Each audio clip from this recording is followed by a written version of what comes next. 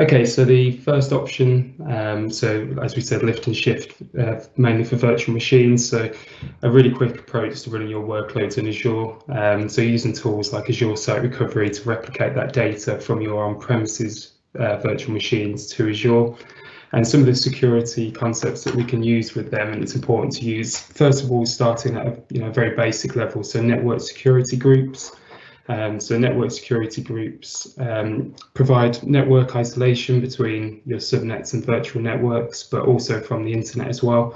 So they only provide a very basic functionality, blocking and allowing traffic in and outbound.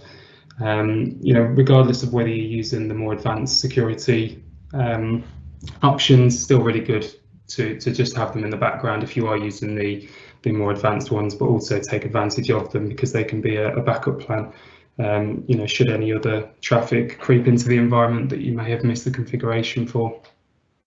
We've then got Azure Firewall or other network virtual appliances such as Barracudas or checkpoints. That really depends on what you're using at the moment and whether you want to continue to use them.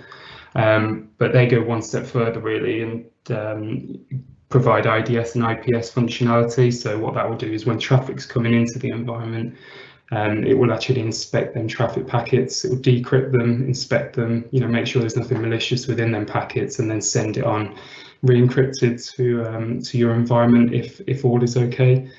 Azure Firewall at the moment doesn't have true IPS and IDS.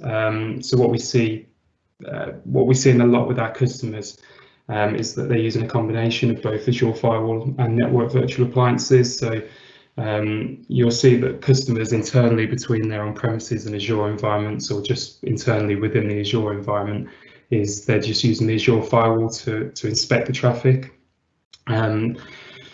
Often enough, customers aren't really bothered about having the IDS and IPS for internal traffic. Maybe it's already been inspected on the premises before it's come up to Azure. So Azure Firewall is a really good software as a service component to have in Azure. And then we've got the NVAs that would be in place for internet traffic coming in and out to inspect it for IPS and IDS and any vulnerabilities that might be coming into the environment.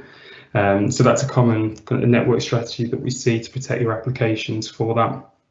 And again, even if you're using an NVA or the Azure Firewall, still have an NSG on all of your subnets with the default rules.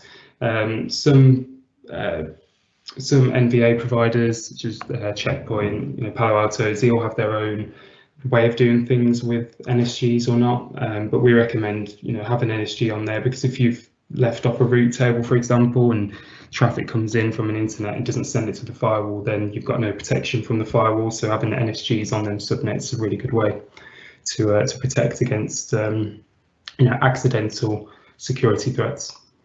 And then we've got application gateway. So the main one really for web applications that are exposed to the internet is having an application gateway sitting in front of it.